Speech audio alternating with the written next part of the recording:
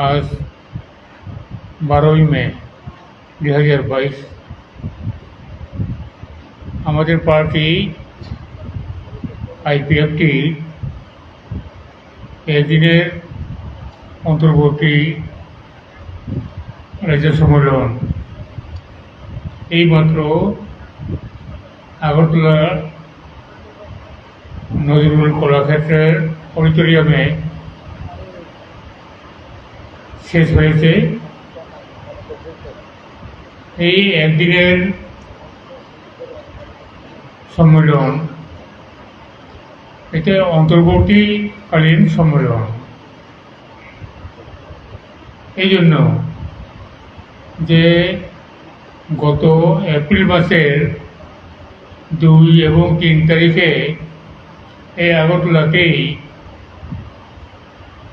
দশরথ দেব Memorial অডিটোরিয়ামে আমাদের party আইপিএফটির 5ম রাজ্য সম্মেলন অনুষ্ঠিত হয়েছিল।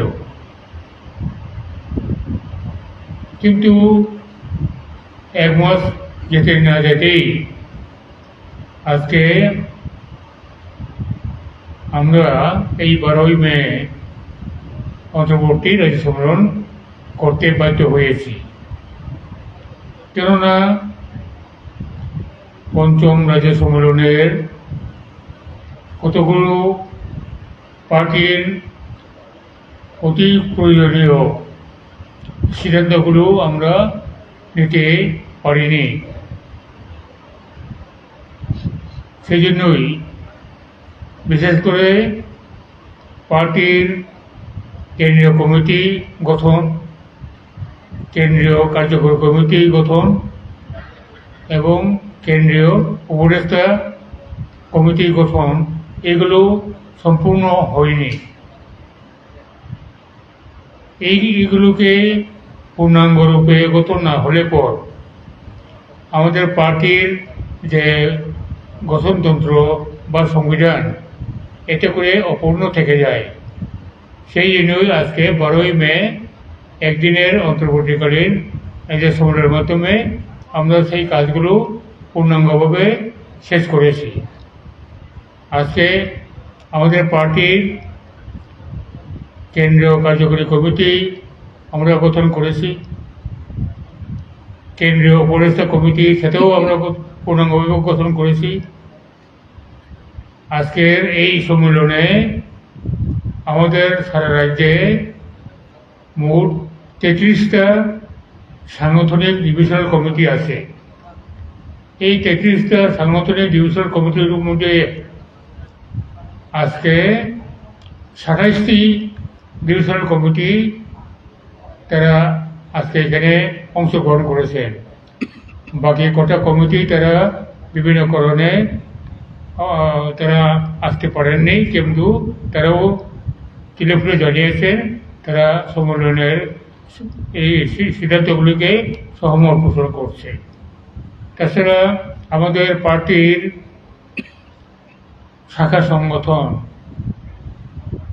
মহিলা সংগঠন আইডব্লিউএফটি, যুব সংগঠন ইউথ আইপিএফটি, ছাত্র সংগঠন আতিশা, তারপরে মোটর ওয়ার্কার্স ইউনিয়ন, তারপরে বড় ফান্ডারপোর্টাল সামাজিক সংস্থা, তাদের নেতৃত্বরাও আজকের এই সম্মেলনে অংশগ্রহণ করেছেন। মোট ডেলিগেট হয়েছে 410 জন। আসলে অন্যান্য অবজারভার যারা আছে তারা নিয়ে প্রায় 600-র কাছাকাছি আজকে এই সম্মেলনে অংশগ্রহণ করছে। এই সম্মেলনের মাধ্যমে আমরা সিদ্ধান্ত নিলাম যে আইপিএফটি গত 2009 সালে প্রথম গঠন হয়েছিল। গত 14 বছরে আইপিএফটি লাগাতারভাবে ত্রিপুরাতে এবং দিল্লিতে ধারাবাহিক আন্দোলনের মাধ্যমে আমরা ত্রিপুরাতে 6ষ্ঠ তহসিল এলাকাকে নিয়ে পূর্ণাঙ্গ রাজ্য ত্রিপুরা ল্যান্ড গঠনের জন্য আমাদের দাবি। এটা আমাদের রাষ্ট্রীয় দাবি।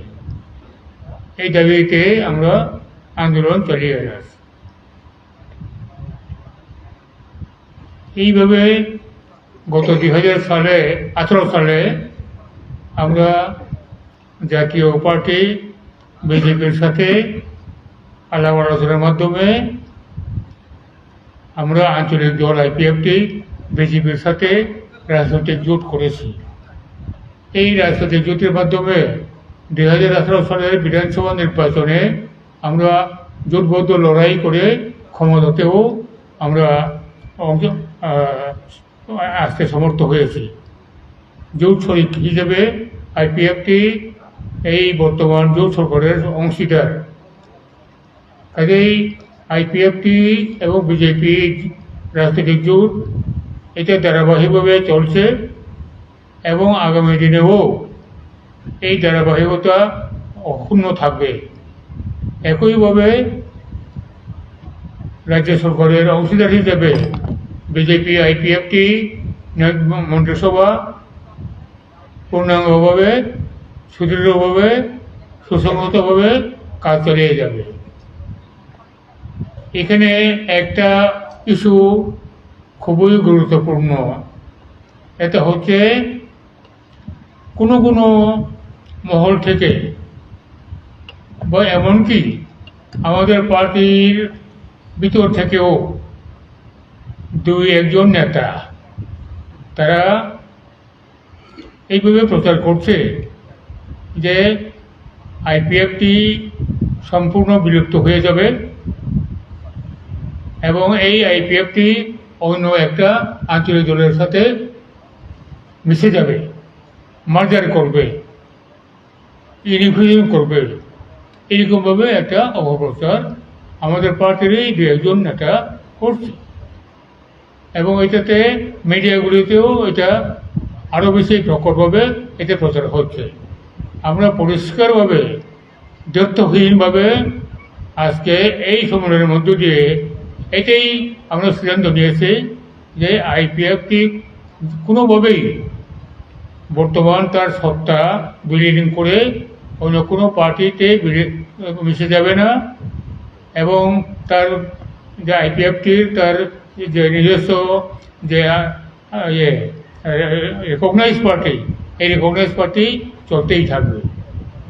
রেজিস্টারটা বলতে এই রেকগনাইজও বলতে এটা চলতেই থাকবে। কাজেই এই যে IPFT অন্যান্য জোট দলে মিশে যাবে আঞ্চলিক দলে, এটা সম্পূর্ণরূপে অসত্য, বিভ্রান্তিমূলক এবং আমাদের পার্টির মধ্যে 2-1 যারা এই ব্যাপারে লিপ্ত আছে এই ষড়যন্ত্রে তাদেরকে আমরা চিহ্নিত করেছি এবং তাদেরকে আমরা দলের সংবিধান অনুসারে শাস্তিমূলক ব্যবস্থা গ্রহণ করতে বাধ্য হচ্ছি। এটাই মোটামুটি আজকে আমাদের সিদ্ধান্ত। বিজেপি IPFT সরকার কোয়ালিশন সরকার চলবে এবং বিজেপি IPFT জোট এটাও চলতে থাকবে এবং আমাদের পারস্পরিক সহযোগিতা এটা অটুট আছে, আগামী দিনেও বজায় থাকবে। এটাই আমাদের বক্তব্য।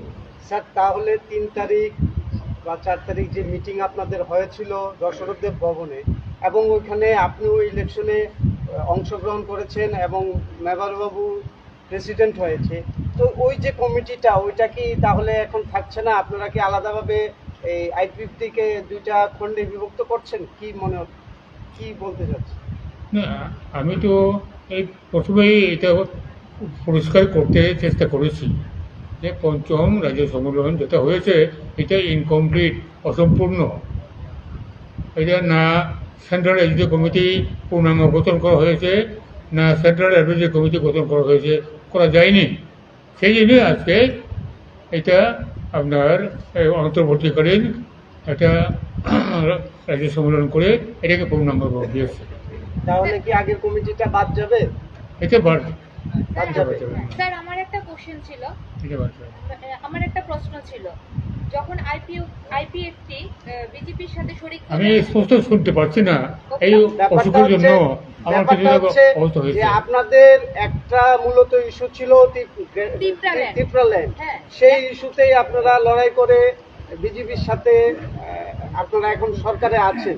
বিজেপি ত্রিপুরাল্যান্ডের পক্ষে নয়, তাহলে আপনারা কিভাবে আপনাদের যেই ত্রিপুরাল্যান্ডের দাবিটা কিভাবে আপনারা স্থায়ী এই- রাখবেন? এটা নতুন কথা নয়। 2018 সালে বা এর আগে 2017 সালে তখন আমাদের দাবি ত্রিপুরাল্যান্ড এডিসি এলাকা একে নিয়ে ত্রিপুরাল্যান্ড, এটাই আমাদের দাবি। এটা বিজেপি কেন্দ্রীয় নেতৃত্ব ভালোভাবেই জানে, তাদের সঙ্গে কথা হয়েছে, জোট হওয়ার আগে অনেক কথা হয়েছে। তারা এটাই মেনে নিয়েছে যে আইপিএফটির ত্রিপুরাল্যান্ড দাবি এটা রাজনৈতিক দাবি। রাজনৈতিক দাবি একটা আঞ্চলিক দলে থাকতেই পারে, কিন্তু তার সঙ্গে জোটবদ্ধ হবে না, তা তো হবে না, হয় না, হতেই পারে। কিন্তু এটা তো বিজেপি তো এখনো পুরো অপোজ করছে, এই ত্রিপুরাল্যান্ডের জন্যই দাবিটা ওরা এই মানছে জোটটা না। হয়েছে। তারা তো বিজেপি তো এখন ত্রিপুরাল্যান্ডের দাবিটা মানছে না, তো এটা শরিক দল হয়ে আপনারা এটা নিয়ে কি চিন্তা ভাবনা করছেন? দাবি একটা আঞ্চলিক দল হিসেবে আমাদের রাজনৈতিক দাবি থাকতেই পারে, সেটাকে সহমত পোষণ নাও করতে পারে কোনো দল, কিন্তু তাতে করে কোনো রাজনৈতিক জোট হওয়া, নির্বাচনে জোট হওয়া এটা কোনো প্রতিবন্ধকতা নেই। সেই জন্যই তাহলে 2017 সালে এটা হয়েছে। আরেকটা কোশ্চেন তাহলে আছে স্যার। সামনে 2023 ইলেকশন, এই ইলেকশনে আপনারা কি ইস্যু নিয়ে আবার ময়দানে যাবেন? এটার যদি সাথে আপনাদের ত্রিপুরা ল্যান্ডের ইস্যুটা যারা মানছে না তাদের সঙ্গে কিভাবে আপনারা অ্যালায়েন্স করে যাবেন? স্যার আরেকটা কোশ্চেন এটার সাথে আমি যুক্ত করতে চাই। কিছুদিন আগে যখন আপনারা দিল্লি অভিযানে যান ত্রিপুরা মথার সাথে, তখন আপনাদের একটা মৌ স্বাক্ষর হয়েছিল, যেটার মধ্যে পরিষ্কারভাবে লেখা ছিল ভিলেজ কাউন্সিল ইলেকশন বা 23-এর ইলেকশন আপনারা ত্রিপুরা মথার সাথে একসাথে হয়ে লড়বেন। কিন্তু এখন আপনি বলছেন যে অ্যালায়েন্সটা বিজেপির সাথেই থাকবে, তো এটা নিয়ে আপনি কি বলতে চাইছেন? আমরা বিজেপি আইপিএফটি জোটবদ্ধ, হ্যাঁ, এই জোটবদ্ধতার মাধ্যমেই যে কোনো নির্বাচনকে আমরা লড়ব। এটা হোক ভিলেজ কমিটি নির্বাচন, হোক পঞ্চায়েত নির্বাচন, হোক যে কোনো সাধারণ নির্বাচন, এটা আমরা লড়ব। তাহলে কি আপনারা ত্রিপুরাল্যান্ডের দাবিটা ছেড়ে দিচ্ছেন? এটা এই জোট থাকা অবস্থাতে অন্য দলের সঙ্গে জোট করে দলরা এটার জন্য প্রয়োজন আমাদের আইপিএফটি বিজেপি কথাবার্তা বলে ঠিক করা, এর আগে নয়। আচ্ছা, আপনাদের দলের এখন সভাপতি কে? নির্বাচন হতে না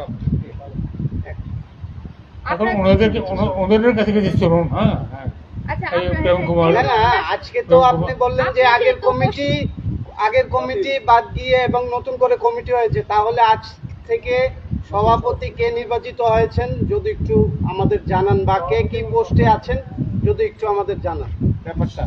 আমরা তো এখনো ক্লিয়ার না ব্যাপারটা। সিনিয়র বা সাথে তিনি সানা একদিন সাথে নপায়াং সানো